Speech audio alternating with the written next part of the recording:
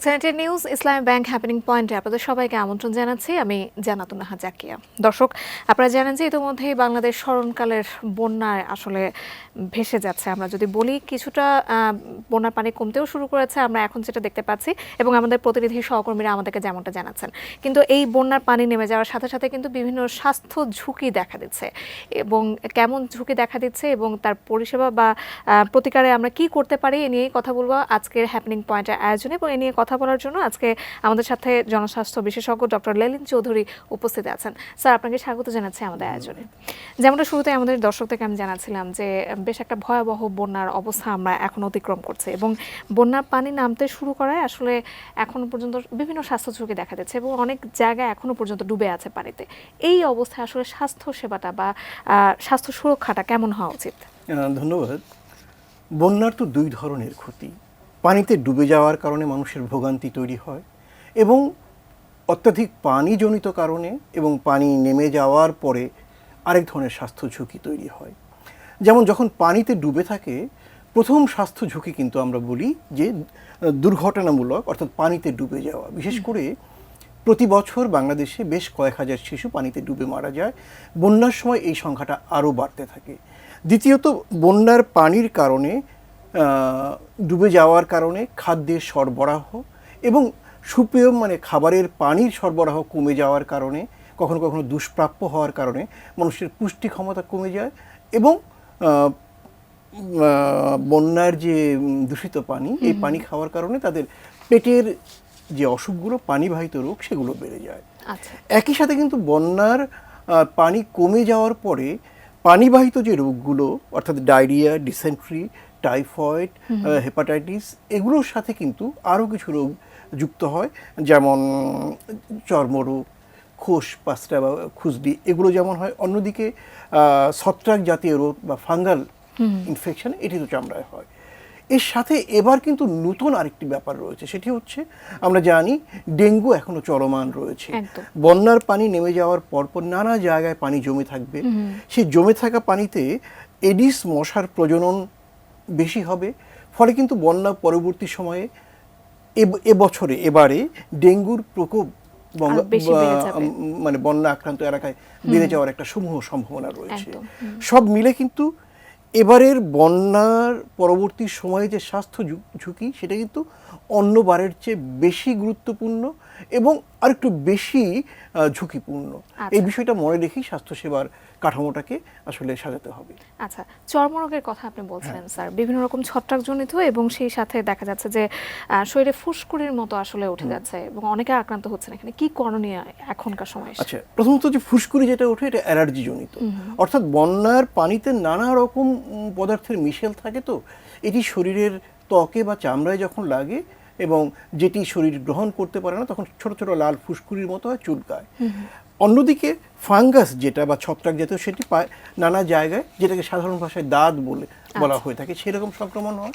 একই সাথে খুজলি পাঁচটা, স্ক্যাবিস এবং ইনফেক্টেড স্ক্যাবিস, এগুলো হয়। এসব ক্ষেত্রে আমরা বলি যেটা স্ক্যাবিস বা খুজলি পাঁচটা, সেখানে তো ওই জাতীয় ওষুধ দিতে হবে। আবার যদি ইনফেক্টেড স্ক্যাবিস হয়, পাঁচটা হয়, সেখানে অ্যান্টিবায়োটিক সহযোগে দিতে হবে। আর শুধু অ্যালার্জিজনিত যেখানে রয়েছে, শুধু চুলকানি বা ফুসকুড়ি, সেখানে শুধু অ্যালার্জি ওষুধ দিতে হবে, অ্যান্টিহিস্টামিন। অর্থাৎ এই বন্যা পরবর্তী যে অসুখগুলো হয়, একটার সাথে আরেকটার মিল থাকলেও কিন্তু যেহেতু একটা ভিন্ন ভিন্ন রোগ, এর জন্য চিকিৎসাটাও কিন্তু ভিন্ন ভিন্ন হবে। এই কারণেই আমরা বলি বন্যাক্রান্ত জায়গায় মেডিকেল টিম পাঠিয়ে প্রত্যেকটা বাড়ি গিয়ে যেন সেই মেডিকেল টিম প্রত্যেকটা বাড়ির সদস্যকে পরীক্ষা করে তাদের রোগের ধরনটাকে নির্ধারণ করে সেই অনুযায়ী ওষুধ দেয়। তাহলে হবে কি, বন্যা দুর্গত মানুষের অন্তত স্বাস্থ্য সুরক্ষার দিকটা নিশ্চিত হবে। আর সেটি নিশ্চিত হলে কিন্তু তারা আয়ের ক্ষেত্রে অথবা বন্যার আঘাত কাটিয়ে যে পুনর্নির্মাণের কাজ, সেটিতে তারা মনোযোগ দিতে পারে। আচ্ছা, স্যাঁতস্যাঁতে জায়গার কারণে কিন্তু আসলে এই চর্মরোগটা অনেক বেশি হচ্ছে, এবং এখন দেখা যাচ্ছে যে অনেকে আশ্রয় কেন্দ্রে আছেন স্যার, সেখানে জায়গা সংকটও হচ্ছে, অনেকজনকে একসাথে সেখানে থাকতে হচ্ছে। এই যে লাগালাগি করে থাকতে হচ্ছে বা অতি ঘনবসতিপূর্ণ একটা অবস্থায় থাকতে হচ্ছে, সেখানে তারা এরকম অবস্থা থেকে কিভাবে বাঁচবেন? আচ্ছা, এটা একটা কঠিন ব্যাপার। কারণ যখন কোনো দুর্ঘটনা বা কোনো বিপর্যয়কারী প্রাকৃতিক দুর্যোগ ঘটে তখন অনেক মানুষকে এক জায়গায় থাকতে হয়। সেই ক্ষেত্রে আমরা বলবো যে যারা ওখানে রয়েছেন তারা যদি কিছুটা সময় খোলা রোদ যদি পাওয়া যায়, সেই রোদে যদি তারা কিছুক্ষণ থাকেন, স্যাঁতস্যাঁতে ভাবটা দূর হবে। দূর হলে শরীর যখন শুষ্ক থাকবে, ছত্রাক জাতীয় বা ফাঙ্গাস জাতীয় সংক্রমণগুলো কিন্তু কমবে। আবার অন্যদিকে ওই যে গাদাগাদি করে যে মানুষগুলো রয়েছে তাদের একজনের যদি স্ক্যাবিজ বা খুজলি থাকে তাহলে কিন্তু সবার মধ্যে এটা ছড়িয়ে পড়বে। সেই ক্ষেত্রে যদি ভ্রাম্যমাণ মেডিকেল টিম করে এরা সব আশ্রয় কেন্দ্রে যাওয়া যায়, এবং আমি তো এটিও বলি যে যেসব জায়গায় বন্যায় ডুবে গিয়েছে সেখানে ভাসমান নৌ অ্যাম্বুলেন্স, অর্থাৎ ইঞ্জিন চালিত নৌকা দিয়ে যদি অ্যাম্বুলেন্সের মতো করা যায় এবং মেডিকেল টিম করা যায়, সেখানে গিয়ে গিয়ে যদি লোকজনকে রোগগুলোকে শনাক্ত করে ওষুধ দেওয়া যায়, তাহলে কিন্তু অনেকটাই আমরা এর বিরুদ্ধে মানে প্রতিরোধ গড়ে তুলতে পারবো। পানিবাহিত রোগের কথা আমরা বলছিলাম, যেহেতু চারদিকেই পানি, তো পানিবাহিত রোগটা হওয়াটাই খুব স্বাভাবিক। ডায়রিয়া আছে, কলেরা, টাইফয়েড কিংবা হেপাটাইটিসের সংক্রমণও কিন্তু এই সময় অনেকটা দেখা যাচ্ছে। আর এই থেকে মুক্ত থাকতে বিশুদ্ধ পানি ব্যবহারের কথা বলা হচ্ছে, কিন্তু এই সময়টা এসে আমরা আসলে বিশুদ্ধ পানিটা কিভাবে পাবো? আচ্ছা, বিশুদ্ধ পানির তো তিনটে ধরন। একটি হচ্ছে অন্য জায়গা থেকে যদি ত্রাণ হিসেবে বিশুদ্ধ পানি দেওয়া যায়, সেটা হতে পারে। দ্বিতীয়ত হচ্ছে স্থানীয়ভাবে তৈরি করা। স্থানীয়ভাবে তৈরি করার দুটো পদ্ধতি রয়েছে। একটি পদ্ধতি হচ্ছে যদি আমরা পানি পরিষ্কার করার বা জীবাণুমুক্ত করার ট্যাবলেট, হ্যালো ট্যাব জাতীয় ওষুধগুলো যদি আমরা সরবরাহ করতে পারি, তাহলে 5 লিটার পরিমাণের পানিকে, বন্যার পানিকে ধরে সেকে যদি তার মধ্যে একটি ট্যাবলেট দেওয়া যায়, এটা ভালো মতো ছাঁকুনি করলে হবে কি অনেকগুলো ময়লা বের হয়ে যাবে। আর ওই ট্যাবলেটটা দিলে যেসব জীবাণু থাকে সেগুলো মরে যাবে, তাহলে ওটি পরিষ্কার হলো। আরও ভালো হয় যদি ওই পানিটিকে ছেঁকে নেওয়ার পরে ফোটানো যায়, ফোটানোর পরে আরেকটা হ্যালোট্যাব বা মানে পানি বিশুদ্ধকরণের ট্যাবলেট দেওয়া যায়, তাহলে আরও ভালো হয়। তাহলে এই যে কোনো একটি উপায়, অর্থাৎ ফুটিয়ে ট্যাবলেট দেওয়া, অথবা শুধুমাত্র সেকে ফুটিয়ে খাওয়া, অথবা সেকে একটি বিশুদ্ধকরণের ট্যাবলেট দিয়ে আমরা পানিটা পেতে পারি। এই জন্য যদি স্থানীয়ভাবে প্রশাসন অথবা স্থানীয় সরকার পরিষদ মানে ইউনিয়ন পরিষদের এদের উদ্যোগে যদি দেখা যায় যে প্রচুর পরিমাণ পানি সেকে এরকম হ্যালোট্যাব বা বিশুদ্ধকরণ ট্যাবলেট দিয়ে বিশুদ্ধ করে লোকজনকে দিচ্ছে, তাহলে বোধহয় সমস্যাটাকে অনেকটাই মোকাবেলা করা সম্ভব। অনেকে গভীর নলকূপের কথা বলছেন স্যার, সেক্ষেত্রে এটা কতটা কার্যকরী? এই সময় অনেক কষ্টকর ব্যাপার, কারণ পানির মধ্যে গভীর নলকূপ পুঁততে গেলে যে শ্রম, যে পরিমাণ অর্থ ব্যয় এবং প্রযুক্তিগতভাবে যা কিছু বিনিয়োগ করতে হবে, এটা কঠিন ব্যাপার। বরঞ্চ আমরা বলবো বন্যার পানিটাকে ধরে একটু সেটেল করেন, মানে একটু তলানিটা পড়তে দেন, উপর থেকে নিয়ে সেকে নেন, সেটাকে ফুটিয়ে খান, এবং যদি সম্ভব হয় একটা বিশুদ্ধকরণ ট্যাবলেট দেন 5 লিটার পানির মধ্যে, অথবা পানিটাকে ধরে সেকে নিয়ে তাকে যদি একটু রেখে দেয়, তলানিটা পড়ে গেলে উপরে পানিটা নিয়ে সেখানে যদি বিশুদ্ধকরণ ট্যাবলেট দেয়, তাহলে কিন্তু এটি পরিষ্কার হয়। আমরা বলবো প্রতি 5 লিটার পানির জন্য একটা ট্যাবলেটই যথেষ্ট। আচ্ছা, সেটা নিশ্চয়ই যারা আসলে ত্রাণ সহায়তার কার্যক্রমে যুক্ত আছেন তারা নিশ্চয়ই এই কথাটা মনে রাখবেন। আমরা ডেঙ্গুর কথা বলছিলাম স্যার, এই মুহূর্তে আসলে ডেঙ্গু চারপাশে যেহেতু পানি জমে আছে, ডেঙ্গুর বংশবিস্তারটা খুবই স্বাভাবিক। এই ডেঙ্গুটা আসলে কিভাবে প্রতিরোধ করা যায় বলে আপনার মনে হয়? আচ্ছা, ডেঙ্গু প্রতিরোধের তো দুটো পথ। একটি পথ হচ্ছে ডেঙ্গুর বাহক যে এডিস মশা, সেটি নির্মূল করতে হবে, এবং বন্যা কবলিত অঞ্চলে এই নির্মূল করার কাজটি অনেক কঠিন। আচ্ছা, দ্বিতীয়ত হচ্ছে যাদের ডেঙ্গু জ্বর হবে তাদেরকে সাধারণ মানুষ থেকে আলাদা করতে হবে, অর্থাৎ ডেঙ্গু আক্রান্ত রোগী এবং অন্য মানুষের মধ্যে একটি বাধা তৈরি করতে হবে যেন মশা সেই মানুষটিকে কামড় দিয়ে, রোগীকে কামড় দিয়ে অন্য কাউকে কামড় না দিতে পারে। আমরা এই বিষয়ে আরো বেশি কথা বলবো এবং আপনার কাছ থেকে আরো শুনবো কি করণীয়। তার আগে আমাদের হ্যাপেনিং পয়েন্টের আয়োজনে দর্শক একটা ছোট্ট বিরতি নেবার সময় হয়ে গেছে। একটা বিরতির পর ফিরছি, আমাদের সাথেই থাকুন।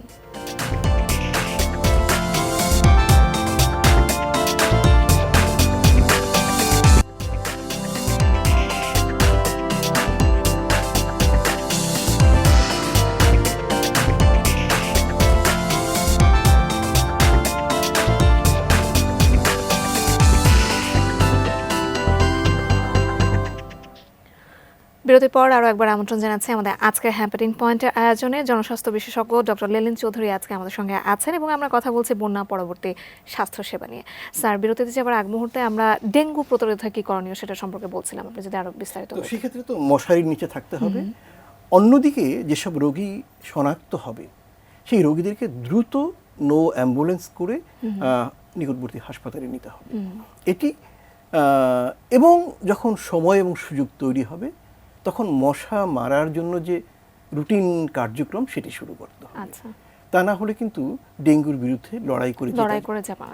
আচ্ছা, এখন তো আসলে বর্জ্য অপসারণ একটা বেশ বড় ভয়াবহ একটা আকার ধারণ করেছে এবং পয় নিষ্কাশনের ব্যবস্থাও সেরকম ভাবে নেই। আমরা বৃষ্টির পানি কিভাবে বিশুদ্ধ করা যায় এ নিয়েও একটু জানতে চাই, পাশাপাশি এই যে বর্জ্য অপসারণের কি অবস্থা সেটাও সম্পর্কেও জানতে চাই। হাত ধোয়ার প্রয়োজনীয়তা এই সময় এসে সেটাও নিশ্চয়ই বলবেন। ধন্যবাদ। সম্ভবত বর্জ্য ব্যবস্থাপনা, বিশেষ করে মানুষের শরীর থেকে নির্গত যে মলমূত্র জাতীয় বর্জ্য, এটি ব্যবস্থাপনা খুব গুরুত্বপূর্ণ। কারণ বন্যার পানি দূষিত হওয়ার প্রথম 2-3টি যে উৎস রয়েছে তার মধ্যে একটি হচ্ছে মানুষের মলমূত্র, পশুর মলমূত্র, পশু এবং পশু পাখি ইত্যাদির মৃতদেহ। এই তিনটে থেকে মূলত বেশি দূষণটা হয় এবং মানুষের বর্জ্য তো অনেক দূষণীয়। এই ব্যাপারে আসলে আমরা অনেকদিন যাবতই জনস্বাস্থ্যের সাথে যুক্ত লোকেরা এটা নিয়ে ভেবেছি। তো আমার ব্যক্তিগত প্রস্তাব হচ্ছে যেসব জায়গায়, বেশিরভাগ জায়গায় তো আপনার পায়খানা যেটা আমরা বলি, অর্থাৎ যেটাকে স্যানিটারি ল্যাট্রিন বলি, সেটি নাই, তো এখন ডুবে গিয়েছে। তাহলে এই মনুষ্য বর্জ্যটা কি করবে? আমার ব্যক্তিগত পরামর্শ হচ্ছে গ্রাম অঞ্চলে এখনো বড় যে মাটির পাত্র পাওয়া যায়, মনুষ্য বর্জ্যগুলো বিশেষ করে মলমূত্রটা সেই মানে মাটির পাত্রের মধ্যে রেখে ভালো মতো ঢেকে রাখা উচিত, যেন দুর্গন্ধ না ছড়ায়। পানি সরে যাওয়ার পরে এটি কোনো একটি জায়গায় মাটির নিচে পুঁতে ফেলা দরকার। এটি হলে কিন্তু একটি বড় কাজ হয়। অন্যদিকে পশুর মলের ক্ষেত্রেও এই কাজটি করা যেতে পারে, এটাকে ধরে রাখা যেতে পারে। পরবর্তীকালে পানি নেমে যাওয়ার পরে সেটাকে, সেই গোবরটাকে আপনার জ্বালানি বা ঘুঁটে হিসেবে ব্যবহার করা যেতে পারে। এর সাথে যেটি বললেন যে একটা কোনটা ছিল যেন, বৃষ্টির পানি আসলে কিভাবে ব্যবহার করা যায়? আমরা জানি বৃষ্টির পানি হচ্ছে বিশুদ্ধতম যে কটি পানি রয়েছে তার মধ্যে একটি। যখন বৃষ্টি হয় তখন যদি পানি ধরার কোনো ব্যবস্থা হয়, প্রথম কয়েক মিনিটের বৃষ্টির পানি না ধরে পরবর্তী সময়ে যদি পানিটা ধরা যায়, তাহলে এটাও কিন্তু সুপেয় পানির একটি অন্যতম প্রধান উৎস হতে পারে। কিন্তু ঝামেলা হলো, বন্যা দুর্গত অঞ্চলে যখন পানিতে সব কিছু ডুবে যায়, এই পানিটি ধরার জন্য যেসব পদ্ধতি আমরা ব্যবহার করি, চাল থেকে চুইয়ে পড়া অথবা নানাভাবে, সেটি কিন্তু আর করা হয়ে ওঠে না। এই পানিটি ধরতে পারলে ভালো হয়। তৃতীয় আরেকটা কি ছিল? আচ্ছা, হাত ধোয়ার পরামর্শ বা হাত ধোয়ার প্রয়োজন। আমরা এই জায়গাটা থেকে খুব গুরুত্ব দিচ্ছি, কারণ পানিবাহিত রোগগুলো কিন্তু খাবারের মাধ্যমে, পানির মাধ্যমে আমাদের শরীরে প্রবেশ করে। এবং হাতের কারণে কিন্তু অনেকগুলো খাবার জীবাণুযুক্ত হয়। অর্থাৎ খাবারটি ঠিক মতো রান্না করা হয়েছে, কিন্তু খাওয়ার কারণে আমি হাত ধুয়েছি বন্যার পানি দিয়ে, তাহলে যখন হাতটা দিলাম খাবারটা কিন্তু দূষিত হয়ে গেল। ওটি শরীরে গিয়ে কিন্তু আমাদের পেটের ভেতরে গিয়ে পাকস্থলী, আন্তরিক রোগ বা গ্যাস্ট্রোইন্টেস্টাইনাল যে ডিজিজগুলো সেগুলো তৈরি করে। এবং আমরা আগেই বলেছি এর মধ্যে ডায়রিয়া, ডিসেন্ট্রি রয়েছে, ফুড পয়জনিং রয়েছে, টাইফয়েড, প্যারাটাইফয়েড, হেপাটাইটিস বা জন্ডিস, এগুলো রয়েছে। ফলে হাত ধোয়া অত্যন্ত গুরুত্বপূর্ণ। শুধু এটিই না, এর কারণে অনেক ভাইরাসজনিত রোগ, বিশেষ করে শিশুদের, সেটিও কিন্তু তার থেকে আমরা মুক্ত থাকতে পারি। এমনকি দেখা গেল একজনের শরীরে ছত্রাক ইনফেকশন রয়েছে বা স্ক্যাবিস রয়েছে, সে চুলকে আরেকজনের শরীরে হাত দিল, তখন কিন্তু ওই লোকের শরীরে হবে। কিন্তু যদি চুলকানোর পরে হাতটা সাবান দিয়ে ধুয়ে ফেলতে পারে, তাহলে কিন্তু চর্মরোগগুলো হবে না। তার মানে হাত ধোয়া যে কয়টি গোল্ড স্ট্যান্ডার্ড বা খুব গুরুত্বপূর্ণ নিয়ম মেনে চলা উচিত, তার মধ্যে একটি যেমন পানি সেকে ফুটিয়ে খাওয়া, অথবা পানি সেকে বিশুদ্ধকরণ ট্যাবলেট ব্যবহার করা, মানুষের পয়বর্জ্যকে মাটির হাঁড়িতে সংরক্ষণ করা, তেমনি আরেকটি গোল্ড স্ট্যান্ডার্ড নিয়ম হচ্ছে, খুব মানসম্পন্ন নিয়ম হচ্ছে হাত ধোয়া। তো এই কাজগুলো যদি করা যায়, অন্তত প্রাথমিক যে প্রতিরোধ ক্ষমতা সেটি গড়ে তোলা যায়। একদমই তাই। এখন কিন্তু গর্ভবতী এবং প্রসূতি মায়েরা যারা আছেন, তারা অনেকটা বেশ বিপদের কথাই আমরা বলতে পারি, এবং তাদের যে শিশুদের আছেন এখন 1 থেকে 5 বছরের শিশুরা যেখানে আছেন, তাদের নিরাপত্তা বা তাদের স্বাস্থ্য সেবা এখন কি করণীয়? গর্ভবতী নারীর যত্ন নেওয়াটা বোধ হয় সবচেয়ে বেশি গুরুত্বপূর্ণ, কারণ সেখানে দুটি জীবন, একটি মায়ের জীবন আর একটি গর্ভস্থ শিশুর জীবন। সেক্ষেত্রে যেটি ইতিমধ্যেই করা হচ্ছে, আমরা দেখতে পাচ্ছি নানা জায়গায় থেকে, বন্যা কবলিত জায়গায় থেকে প্রায় অনেকগুলো গর্ভবতী নারীকে উদ্ধার করে নিরাপদ কেন্দ্রে রাখার ব্যবস্থা করা হয়েছে বা হাসপাতালে রাখার ব্যবস্থা করা হয়েছে। যদি সর্বত্রই নৌকা বা নৌ অ্যাম্বুলেন্সের ব্যবস্থা করা যায়, এই কাজটি করা যেতে পারে। একই সাথে শিশুরা হচ্ছে সবচেয়ে সংবেদনশীল, তারা খুব দ্রুত সংক্রমিত রোগ দ্বারা একদিকে যেমন সংক্রমণ হয়, পুষ্টিহীনতার কারণেও তাদের কিন্তু দ্রুত প্রতিরোধ ক্ষমতা কমে গিয়ে তারা অসুস্থ হয়। সম্ভব হলে 1 থেকে 5 বছরের শিশু এবং তাদের মায়েদেরকে নৌ অ্যাম্বুলেন্স ব্যবহার করে নিরাপদ জায়গায় সরিয়ে আনা উচিত, এবং সেটা কিন্তু খুব বেশি হবে না, কারণ শিশুর সংখ্যা ধরুন সারা বাংলাদেশে প্রতি বছর প্রায় 30 লাখের মতো শিশু জন্মগ্রহণ করে। তো যে অঞ্চলটা 11টা বা 12টা জেলা আক্রান্ত হয়েছে বন্যায়, সেখানে শিশুর সংখ্যা যেটি হবে, তাদের একটি মানে তাদের মধ্যে যারা ঝুঁকিপূর্ণ অবস্থা, তাদের কিন্তু উদ্ধার করে নিরাপদ জায়গায় নিয়ে সরিয়ে নিতে হবে, সরিয়ে আনা যায়। এটা কঠিন কাজ হবে না, আচ্ছা। এদিকে উদ্যোগী হওয়া দরকার। আমরা আমাদের আয়োজন একেবারে শেষ পর্যায়ে চলে এসেছে। আপনার কাছে আরো দুটো প্রশ্ন আমি রাখতে চাই, যে বন্যার পানিতে অনেকক্ষণ পর্যন্ত ভেজা এবং ঠান্ডা অবস্থায় থাকার কারণে কিন্তু অনেকের জ্বর, সর্দি, কাশি এই অসুস্থতা দেখা দেয়, এবং সেই সাথে শ্বাসযন্ত্রের সমস্যাও দেখা দেয়। এবং আরও একটা ব্যাপার, যে আশ্রয়কেন্দ্রে ভিড়ের কারণে বন্যার পর শ্বাসযন্ত্রের সংক্রমণ ঘটতে দেখা যায় প্রায়। এই প্রতিরোধে কি করণীয়? এটি তো কঠিন ব্যাপার, কারণ যে মানুষটির পুরো বাড়িটা পানিতে ডুবে রয়েছে, তাকে এক ঘর থেকে আরেক ঘরে যেতে হলে পানি দিয়ে যেতে হয়।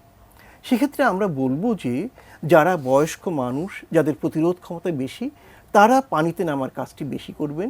গর্ভবতী নারী, শিশু অথবা যারা নানা রোগে আক্রান্ত, তারা যেন পানিতে না যায়।